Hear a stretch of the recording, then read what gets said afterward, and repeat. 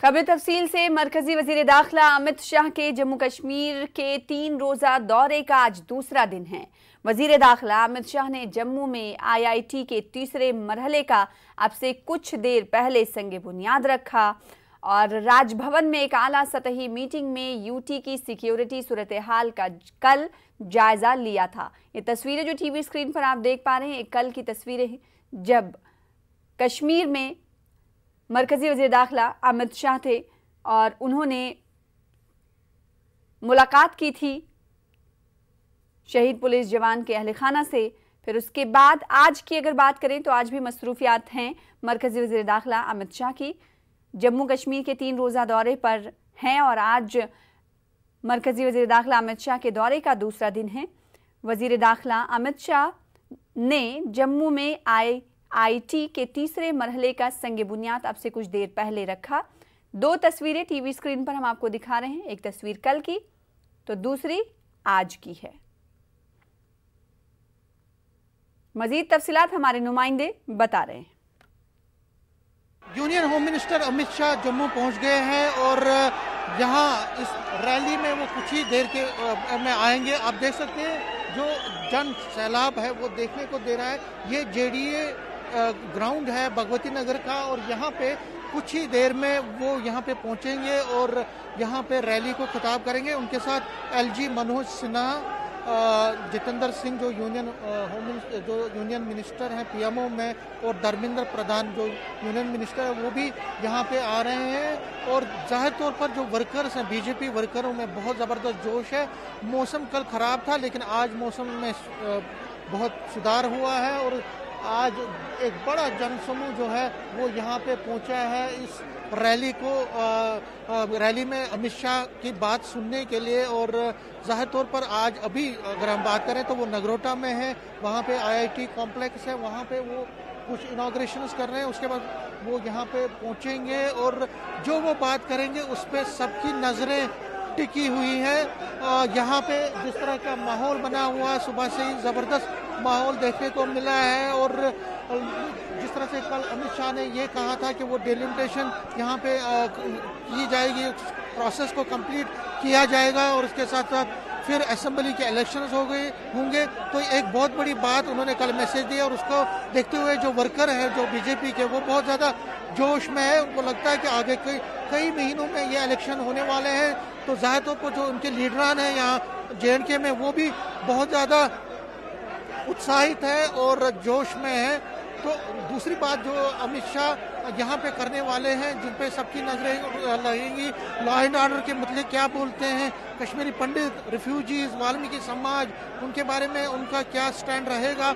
और खासकर जम्मू में कुछ आवाज़ें जम्मू की बात, जम्मू नैरेटिव की बात हो रही है, जम्मू डिक्लेरेशन की बात हो रही है, उस पर वो क्या कहेंगे, क्योंकि बहुत सारी ऐसी आवाज़ें भी हैं जो जम्मू को सेपरेट करने की बात कर रही हैं, जम्मू को अलग स्टेट बनाने की बात कर रहे हैं। उस पर वो क्या कहेंगे वो देखने वाली बात होगी। तो कुल मिला के बहुत ही एक हम ये कह सकते हैं एक बहुत इम्पॉर्टेंट और बहुत ही जिसको हम कहेंगे सिग्निफिकेंट उनकी जो स्पीच है धारा 370 और 35A जो ख़त्म करने के बाद पहली बार वो यहाँ जम्मू की धरती में आए। हालांकि कश्मीर में उनका जो मैसेज था वो कन्वे हो गया है, क्या क्या गवर्नमेंट ऑफ इंडिया की पॉलिसीज है, लेकिन जम्मू में वो क्या बोलते हैं उस पर सबकी नज़रें हैं। और बेताबी से सभी जो वर्कर हैं यहाँ पे जो खचाखच ग्राउंड है उसमें जो लोग आए हैं वो इसी इंतज़ार में है कि वो आखिर क्या बोलते हैं और गवर्नमेंट ऑफ इंडिया का क्या स्टैंड जम्मू कश्मीर के बारे में आगे के दिनों में होने वाला है या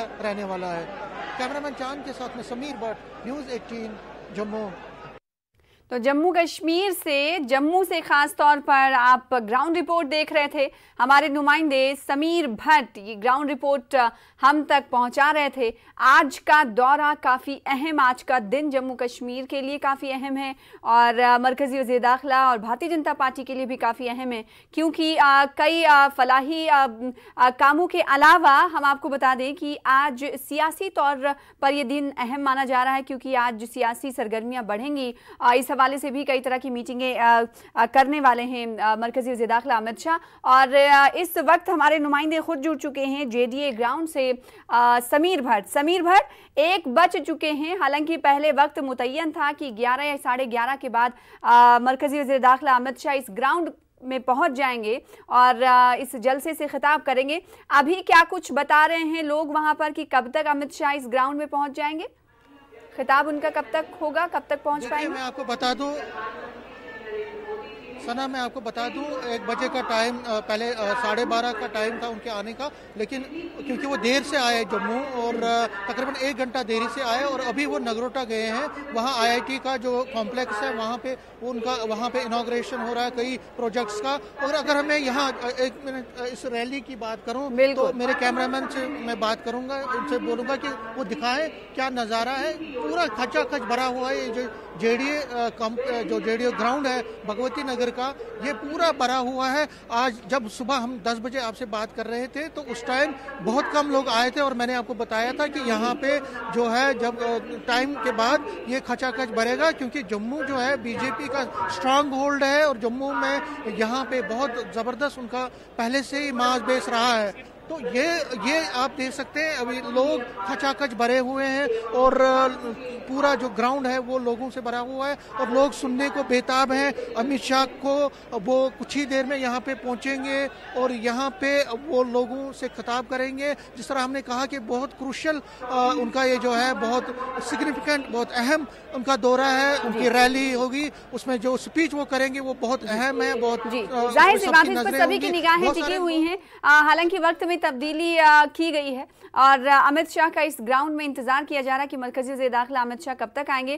क्या कुछ वहां पर भारतीय जनता पार्टी के कारकुनान कह रहे हैं और जो ऑर्गेनाइजर हैं वो क्या कुछ कह रहे हैं कि कितना वक्त लगेगा, 10 से 15 मिनट या आधा घंटा, जिसके बाद अमित शाह इस ग्राउंड में पहुंचेंगे?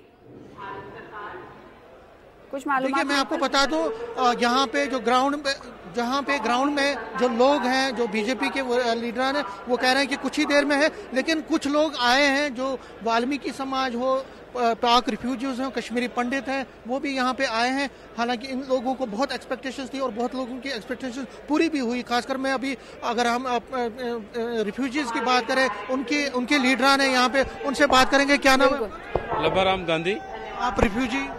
मैं प्रेसिडेंट हूँ वेस्ट पाकिस्तान रिफ्यूजी यूनियन से। आपको लगता है क्या एक्सपेक्टेशंस पूरी हुई आपकी? बिल्कुल। हमें जो गुलामी की जंजीरें थी वो उनसे हमें आज़ादी मिली है, जब से धारा 370 और 35 खत्म हुई है और आज हम भी जम्मू कश्मीर के जो नागरिक हैं उसको कहलाने के काबिल हुए हैं। तो आज जहां हमारे माननीय गृह मंत्री का जहां जम्मू में आगमन है तो हम चाहते हैं कि जो उनका स्वागत है वो बड़े तहे दिल से गर्मजोशी के साथ किया जाए। उसके सिलसिले में आज हम जहां आए हैं। और क्या प्रॉब्लम्स हैं आपको जो आपको लगता है कि आप एड्रेस होनी चाहिए? देखिए, प्रॉब्लमें तो बहुत हैं। अभी तो खाली हमें धारा 370 से वोटिंग राइट्स वगैरह मिला है, नौकरियों मिली हैं, लेकिन जो हमारी ज़मीनों का मसला था वो भी आज तक पेंडिंग है। बच्चों की रिक्रूटमेंट जो थी वो भी पेंडिंग है। इवन के जहां अगर हमने कोई ज़मीन वगैरह भी खरीदनी हो तो उसकी जो रजिस्ट्रेशन है वो आज तक हमारी नहीं हो रही है। आज भी हमसे ये स्टेट सब्जेक्ट मांगा जा रहा है। कुछ कश्मीरी पंडित भी हैं, उनसे बात करते हैं। कश्मीरी पंडित भी आए, क्या एक्सपेक्टेशंस है, क्या आप उनसे? हम अपने होम मिनिस्टर साहब से आज मिलने आए हैं, उनका सवालियत करने आए हैं। मैं कश्मीरी विस्थापित समाज की तरफ से उनका सवालियत करने आया हूं और मतलब मुझे आशा है कि वो इस समाज को भी अपने साथ जोड़े और जो हमारी समस्याएं हैं उनका भी समाधान और निराकरण करे।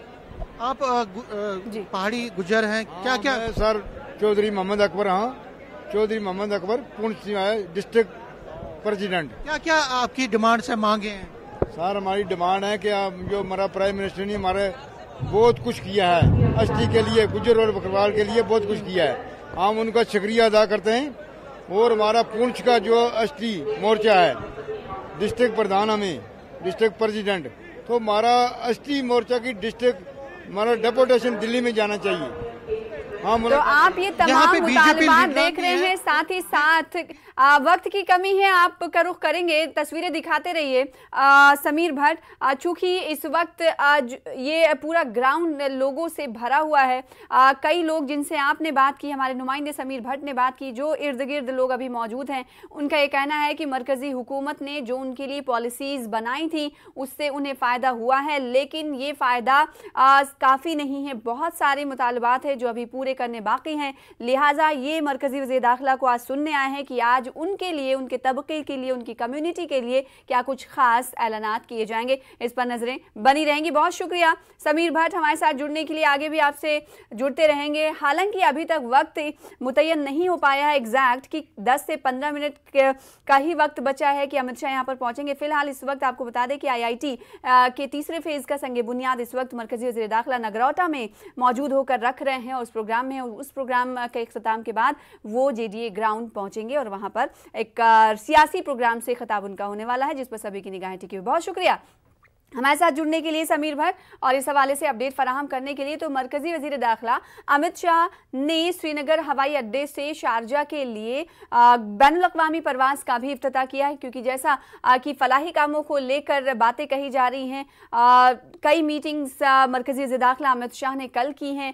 सैटरडे यानी शनिचर के रोज से ही वो श्रीनगर में हैं। इस मौके पर उन्होंने कई लोगों से मुलाकात भी की, साथ ही कई फलाही कामों को भी अंजाम दे रहे हैं। ये जो तस्वीर आप देख रहे हैं राजभवन की है। राजभवन श्रीनगर से वर्चुअल मोड के जरिए लेफ्टिनेंट गवर्नर मनोज सिन्हा और दिगर हुक्काम इस मौके पर मौजूद रहे। शारजा के लिए रवाना होने वाली परवाज पर मैं 158 मुसाफिर उसमें सवार थे। हवाई अड्डे के हुक्काम ने बताया है कि श्रीनगर हवाई अड्डे से बैनुल-अक़वामी परवाज हफ्ते में 4 दिन उड़ान भरेगी। वज़ीर दाखिला अमित शाह ने कहा कि कई बैनुल-अक़वामी सयाह कश्मीर आएंगे, जिससे मईशत को भी फ़रोग मिलेगा और वादी में सयाहत के शोबों को तक़वियत मिलेगी। यहाँ ये बात भी काबिल ज़िक्र है कि कोविड-19 के फैलने की वजह से सयाहत का शोबा मुतासिर हुआ है, और साथ ही साथ आर्टिकल 370 की मनसूखी के बाद भी सयाहत का शोबा मुतासिर हुआ। उम्मीद है कि बैनुल-अक़वामी सयाह बड़ी तादाद में कश्मीर आएंगे, जिससे सयाहत के शोबों की और मईशत को फ़रोग मिलेगा और इस शोबे से वाबस्ता लोग खुश होंगे।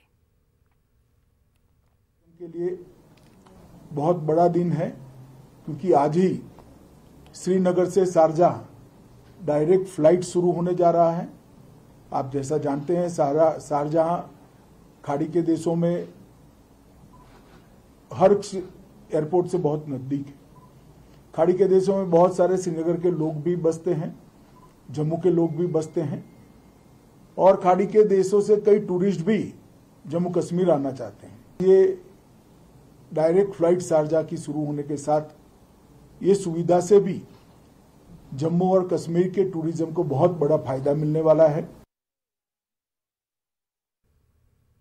तो अमित शाह ने अपने जम्मू कश्मीर दौरे के दौरान मिलिटेंट हमलों में मारे गए आम शहरियों और मिलिटेंटों के खिलाफ कार्रवाइयों में शहीद हुए सिक्योरिटी एहलकारों के अफराद खाना से भी मुलाकात की। अमित शाह ने जम्मू कश्मीर के हर शहरी को ये यकीन दिलाया कि मोदी हुकूमत और पूरा मुल्क उनके साथ मजबूती के साथ खड़ा है।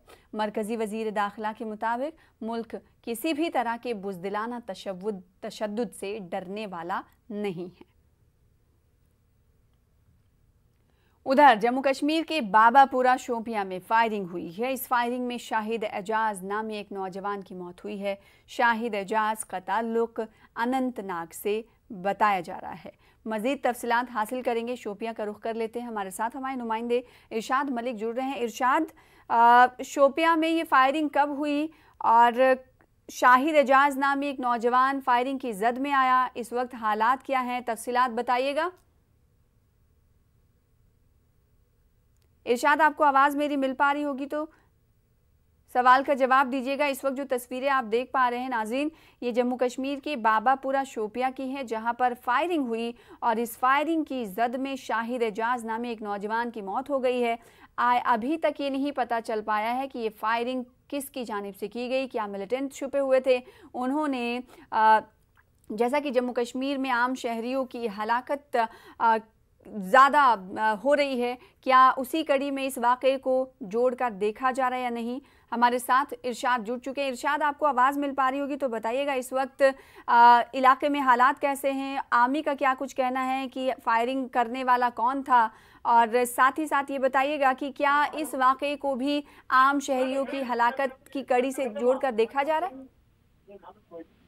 जी, आवाज आ रही है। आज सुबह बाबूपुरा आ रही है जी, आज सुबह बाबूपुरा जैनपुरा में एक फायरिंग का वाक़ा पेश आया है। जैसे ही हमें जो सूर्य से पता चला है, जराये के मुताबिक वहाँ पे एक लड़का जा रहा था जो दूध बेचने वाला है, वहाँ वो अनंतनाग बिजगारा का रहने वाला, वो वहां से जा रहा था। उस फायरिंग की जद में उसको गोली लगी और वो मौके पे ही हलाक हो गया। फिलहाल अगर ऐनी शाहिदीन के मुताबिक ये अभी तक ये कहा गया है कि गोलियों की कुछ आवाज 4-5 गोलियों की आवाज चली है। उसके बाद जैसे ही लोग वहां पे गए, वहां पे एक उस लड़की की डेड बॉडी पड़ी है। तो अभी जो पुलिस से भी पता चल रहा है कि अभी ये क्रॉस फायरिंग में ये जो लड़का है मारा गया। अभी तक पूरी तरह से जो है प्रशासन, क्या फौज की तरफ से, इंतजामिया की तरफ से इस वाक़े को क्रॉस फायरिंग से जोड़कर ही देखा जा रहा है, या फिर चूंकि हम जान रहे हैं कि जम्मू कश्मीर में इस वक्त आम शहरियों की हलाकत भी हो रही है, तो उससे तो नहीं जोड़कर देखा जा रहा है इस मामले को?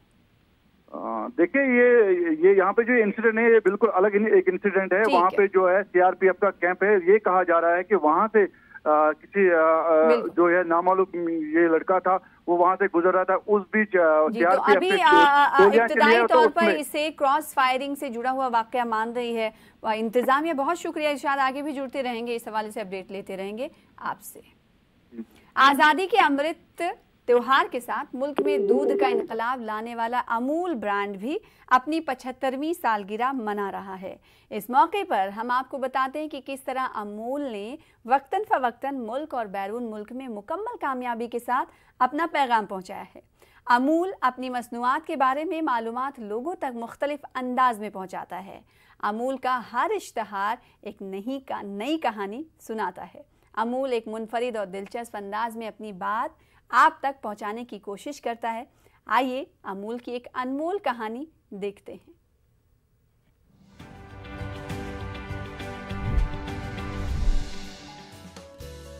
साल 2003 में जारी अमूल के जिस विज्ञापन की तस्वीर आप देख रहे हैं, उसमें भारत की राजनीति में महिला शक्ति का दबदबा दिखाया गया है। 2003 ऐसा साल था जब देश में 3 राज्यों की सीएम महिलाएं थी। दिल्ली की मुख्यमंत्री शीला दीक्षित थी, राजस्थान में वसुंधरा राजे सीएम थी, मध्य प्रदेश में उमा भारती सीएम की कुर्सी संभाल रही थी।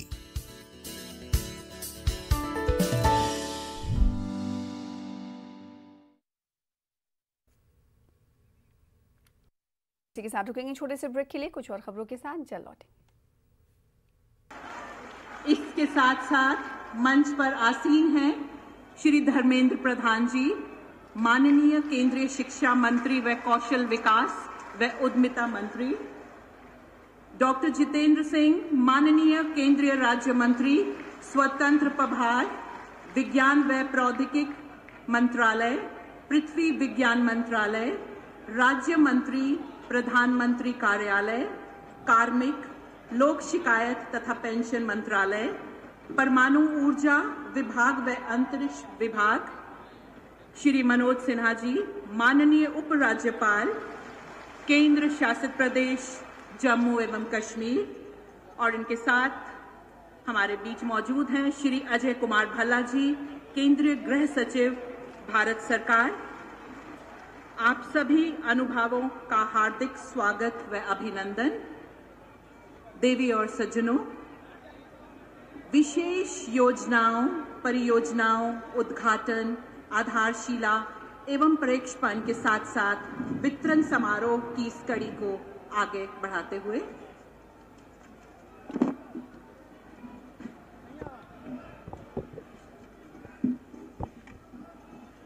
प्रधानमंत्री श्री नरेंद्र मोदी के सपनों को साकार करते हुए जम्मू कश्मीर में तरक्की और उन्नति की रफ्तार को आगे बढ़ाते हुए जनता की भलाई और सुविधाओं के लिए इस वक्त कई एक योजनाओं की आधारशिला रखी जाएगी और कई एक योजनाएं जो पूरी हो चुकी हैं उनका उद्घाटन होगा। 3 प्रशासनिक विभागों से क्लास 4th में नियुक्त किए गए लाभार्थियों में नियुक्ति पत्र वितरित किए जाएंगे। मुख्य अतिथि महोदय से मेरा निवेदन कि आप अपने कर कमलों से बटन दबाकर इसका शुभारंभ।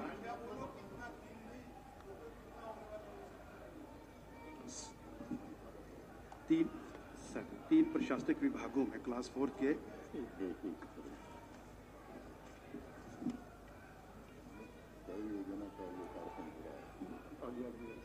एक बार बताओ ना जी। तो कई एक इसमें मैं आपको बताता चलूं कि इसका शुभारंभ करेंगे और साथ ही साथ पंचायत विभाग में भी नियुक्त अकाउंटेंट असिस्टेंट्स की भी नियुक्ति पत्र उन्हें भी दिए जाएंगे और मुख्य अतिथि महोदय बटन दबाकर उसका भी शुभ आरंभ करेंगे। और इसके साथ मिशन यूथ यानी मिशन युवा विभाग की ओर से भी 500 लाभार्थियों में मुमकिन स्कीम के तहत वाहनों की चाबियां जो हैं वो उन्हें सौंपी जाएंगी और तेजस्विनी स्कीम के तहत 200 लाभार्थियों में अनुमोदन पत्र वितरित किए जाएंगे और 78 म्युनिसिपल काउंसिल्स के 15,000 स्ट्रीट वेंडर्स में सर्टिफिकेट ऑफ वेंडिंग जो है वो भी वितरित होंगे। ट्राइबल अफेयर्स विभाग की ओर से 500 लाभार्थियों में जंगल की भूमि पर मालिकाना हकूक प्रदान करने के लिए सर्टिफिकेट्स प्रदान किए जाएंगे और इसी के साथ कुछ हमारे ट्राइबल्स भवन जो हैं उनकी भी आधारशिला रखी जाएगी। Udhampur medical college